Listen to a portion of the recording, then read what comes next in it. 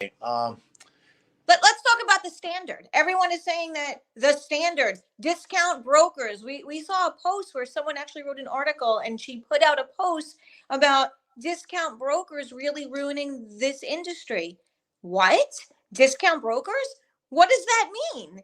isn't that what we got here, where there were an allegation by the government and the plaintiffs that this standard and the requirement to put compensation to the buyer's agent or the buyer's compensation was industry standard, and that standard itself is what is violative of antitrust and anti-competitive practices. The whole point is let the free market speak.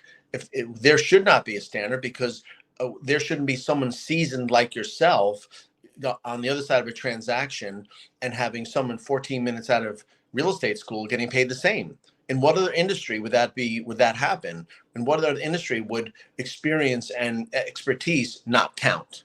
Great point. And we're seeing agents always, I mean, almost every day, putting out posts about how they don't understand all of this that's going on with these lawsuits because commissions were always negotiable. And then in the very next comment, we're talking about standard and I will not work for less than 3%. I will not work for less than this. And if anyone puts this in, I will not show it. That is what got us in this problem. So that has to stop. Okay. I have a question for you, Victoria.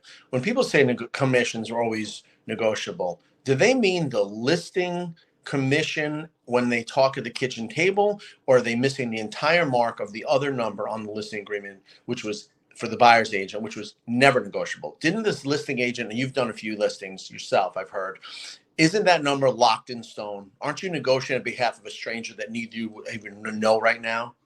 Absolutely. So I think when agents are saying commissions were always negotiable, they are believing that on the buy side and on the listing side that they were always negotiable. But the truth is that they're really only negotiable when you're sitting down at the listing table and you're taking the listing, because that's when commission is really discussed and put in, well, it used to be put into the listing agreement, and then the offer of compensation was determined at that point.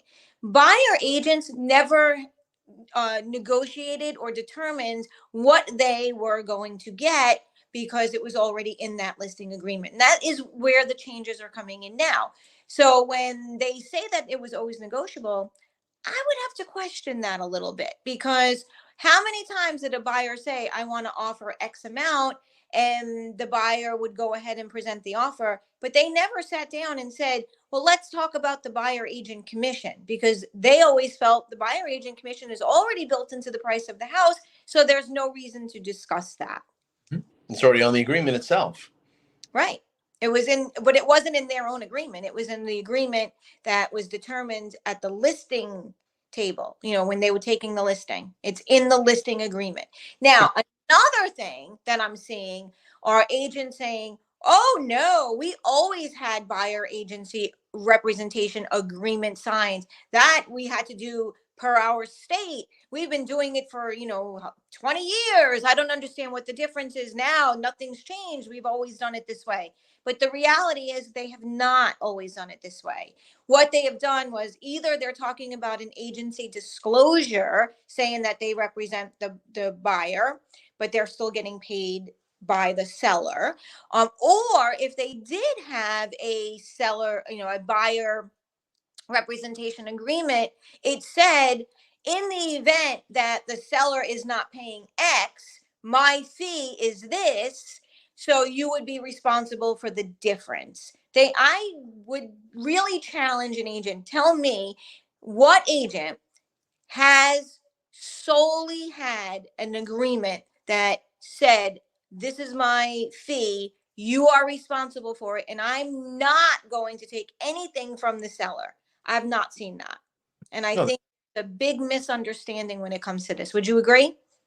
I don't think it's a misunderstanding. It's a purposeful refusal to acknowledge the truth. Ooh, that's pretty aggressive. But I would have to basically agree with you, because what I'm seeing is a lot of trainers, a lot of leaders coming out saying things that I know they know the difference. So I'm really questioning why. So I can't disagree with you on that, And I'm Scott. thinking a listing agent meets a potential client at the kitchen table, they are close to forming a very close confidential fiduciary relationship. Yet they're negotiating against their potential client, but they're preserving the income of someone that neither of them know, who would never know if that person's competent or will wreck the deal, or has or how carefully they pick their buyers. It could be on a wing and a prayer. They don't, maybe you have no idea the skill level. You're at the table fighting your own potential person, defending someone you have no idea who they are. Right. You haven't even met them yet, and you don't know what their experience level is or what is going to happen with this deal. So yes, I agree.